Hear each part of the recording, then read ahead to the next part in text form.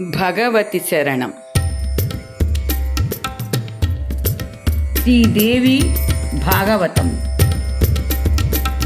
రచన సుబ్రహ్మణ్యం పిళ్ళై గిరిధరన్ గారు. వ్యాఖ్యానము శ్రీమతి మిట్టా లక్ష్మి.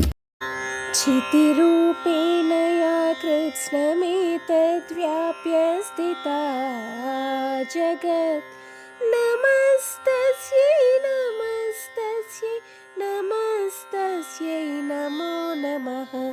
చితిరూపేణ యా కృత్స్నమేతద్వ్యాప్య స్థితా జగత్ నమస్తస్యై నమస్తస్యై నమస్తస్యై. కార్తవీర్యుడు ఏకవీరుడు. భృగువంశ బ్రాహ్మణులు హైహయ కులమునందలి క్షత్రియులకు పురోహితులుగా ఉండిరి. క్రోధముతో క్షత్రియులు ధనలోభముతో బ్రాహ్మణులందరినీ సంహరించిరి.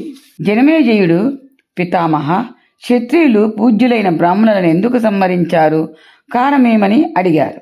వ్యాసుడు, రాజా, హైహయ వంశమున ఒక రాజు కార్తవీరుడు. అతనికి 1000 భుజములుండెను.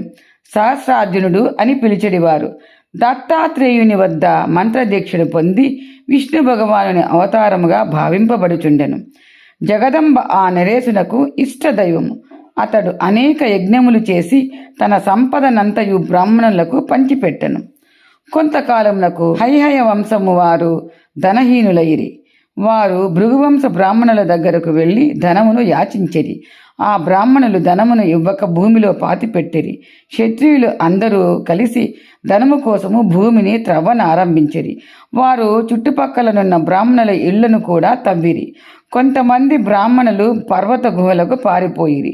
భృగుకుల బ్రాహ్మణులను సంహరించుచు క్షత్రియులు తిరగసాగిరి. ఆ బ్రాహ్మణులు ధనమును దానము చేయక, భోగములను అనుభవింపక నాశనమునకు కారకులైరి. లోభి అయిన మానవుడు ధనమును దానము చేయడు, తిండి తీర్థములకు ఖర్చు చేయడు, కేవలము ప్రోగు చేయుచునేయుండును. లోభము చేత మానవులు సదాచారములను కులధర్మములను విడనాడుదురు. పాపి అయిన మానవుడు చేయలేని దుష్కర్మ ఏదియును లేదు. హైహయ వంశమునందలి క్షత్రియులు నీచమైన బుద్ధి కలిగి ఉండి భార్గవ కులమునందలి బ్రాహ్మణులనందరినీ సంహరించిరి. భార్గవ కులమునందలి స్త్రీలు హిమాలయ పర్వతములకు వెళ్ళిపోయిరి. మట్టితో గౌరీదేవిని చేసి స్థాపించి ఆరాధించసాగిరి. ఆ స్త్రీలకు స్వప్నమునందు దేవి దర్శనమొసగను. వారితో, మీలో ఒక స్త్రీ తొడ నుండి ఒక పురుషుడు ఉదయించును. నా అంశతో జన్మించిన అతడు మీ కార్యమును సంపన్నమనొచ్చును అని పలికి అదృశ్యమయ్యను. కొంతకాలమునకు స్త్రీ గర్భమును ధరించుటను ఆ క్షత్రియులు చూచిరి. ఆమెను పట్టి వధించుటకు తరమగా వణుకుచున్న తల్లిని చూచి శిశువు క్రోధముతో ఆమె తొడను చీల్చుకొని బయటకు వచ్చెను. ఆ బాలకుని చూచిన క్షత్రియులందరూ అందులైపోయిరి. ఆ హైహయ క్షత్రియులందరూ ఆ బ్రాహ్మణిని శరణు వేడిరి. ఆ బ్రాహ్మణి వారితో, నా ద్వారా మీ దృష్టి హరింపబడలేదు. భృగుకుల దీపకుడగు ఈ బాలుడు భృగువంశమును ఉద్ధరించుటకే పుట్టెను. ఇతడు భగవతి కృపా విశేషమున జన్మించెను. అతని తేజస్సు వలననే మీ కరులు పోయినవి. అతను మీ నేత్రములను తప్పక ప్రసాదించును అని పలికినది. ఆ బాలకుడు వారినంతా గృహములకు వెళ్ళుడు, మీ నేత్రములు మీకు వచ్చును అని పలుకగా వారట్లే ఇంటికి వెళ్ళిన తడవుననే కంటి వెలుగు వచ్చెను అని వారి కథను ముగించెను. జనమేజయుడు వ్యాసునితో, హైహయులను క్షత్రియులకు జగత్తునందు ఈ నామమెందుకు ప్రసిద్ధమయ్యెను? యదువంశమునందు జన్మించిన వారు యాదవులని, భరతుని నుండి భారతులని ప్రసిద్ధి కలిగినది. వీరికి హైహయులని పేరెట్లు వచ్చెను? కారణం తెలుపమని కోరగా వ్యాసుడిట్లు చెప్పెను. ఒకసారి విష్ణుదేవుడు లక్ష్మీదేవిని ఆడగుర్రము అగుము అని శాపమొసగను. శ్రీ లక్ష్మి మత్స్యలోకమునకు వెళ్ళిపోయెను. సూర్యుడు తపమునరించిన సుపర్ణాక్షము అను స్థలమునకు వెళ్ళెను. ఇది యమున తమసా నదుల సంగమము. అచటనే లక్ష్మీదేవి శంకరుని ధ్యానింపసాగెను. భగవతి గౌరీ అర్ధాంగి అయి ఆ స్వామి శోభను పెంపొందించుచుండెను. అంటే లక్ష్మి అశ్వరూపమును ధరించి మిగుల కఠినతరమైన తపమును వనరించెను. లక్ష్మీదేవి తపము 1000 సంవత్సరములు కొనసాగగా శంకరుడు దర్శనమిచ్చెను. దేవి, వాసుదేవుని వదిలిపెట్టి నీవు నన్నేలా ధ్యానించుచున్నావు అని అడుగగా లక్ష్మి, నా పతిదేవుడు నాకు శాపమొసగను. శాపము నుండి ముక్తిని పొందు ఉపాయము కూడా నాకు తెలిపెను. నీకొక పుత్రుడు పుట్టగానే నీవు వైకుంఠమును చేరుదువు అనెను. ధర్మపత్ని అగు నన్ను వదిలి ఆ స్వామి వైకుంఠమును విరాజిల్లుచున్నాడు. ఆ ప్రభువు లేకుండా నేను పుత్రవతిని ఎట్లు అగుదును? శంకర, మీరు ప్రసన్నులైనచో నాకు ఈ వరమును ప్రసాదింపుడు. మీరే వారు, వారే మీరు అన్న విషయం నాకు బాగుగా తెలుసును అని చెప్పగానే శంకరుడు, దేవి, దేవతలు మునులు ఈ ఏకత్వ రహస్యమును అర్థము చేసుకొనజాలకున్నారు. నా యందు శ్రీహరి యందు సమగ్రమైన ఏకత్వము కలదు.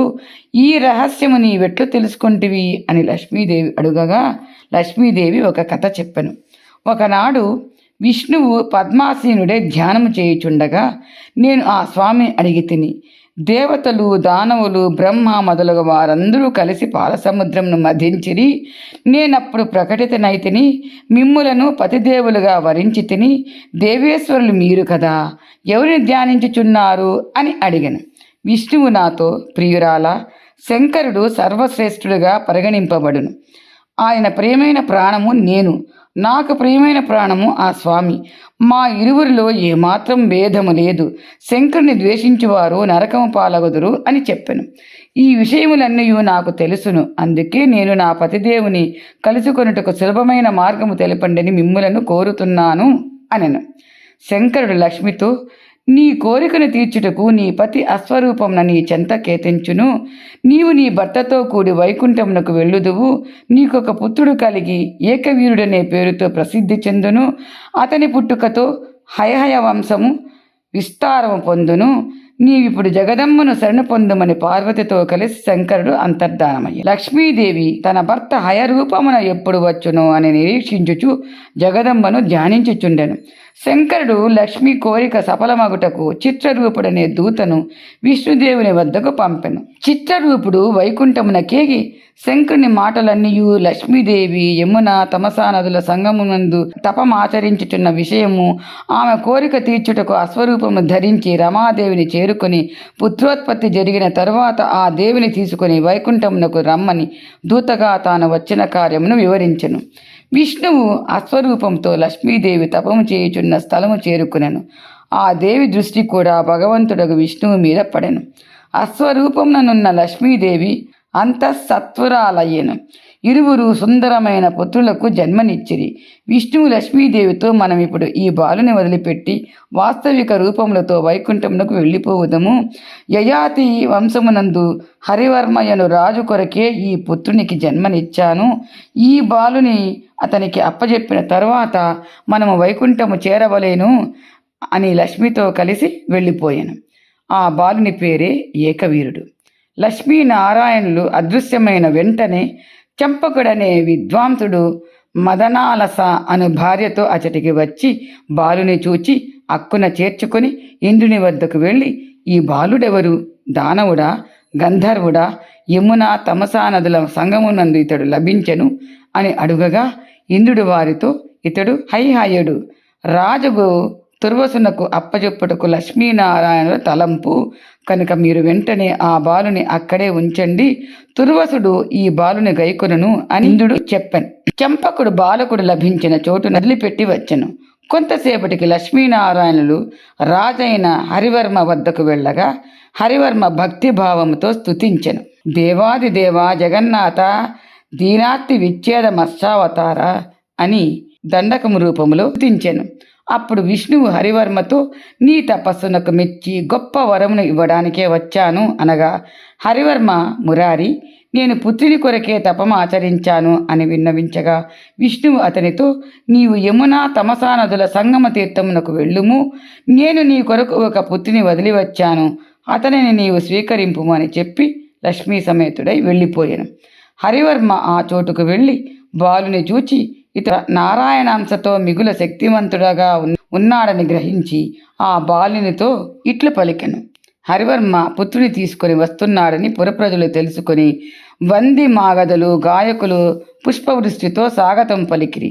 రాజైన హరివర్మ రాణితో, ప్రియురాల, ఈ లక్ష్మీనారాయణులు నాకు పుత్రుని ప్రసాదించిరి అని రాణి కొసగను. పుత్రజనిత సాంసారిక సుఖములను పుష్కలముగా అనుభవించుచుండెను.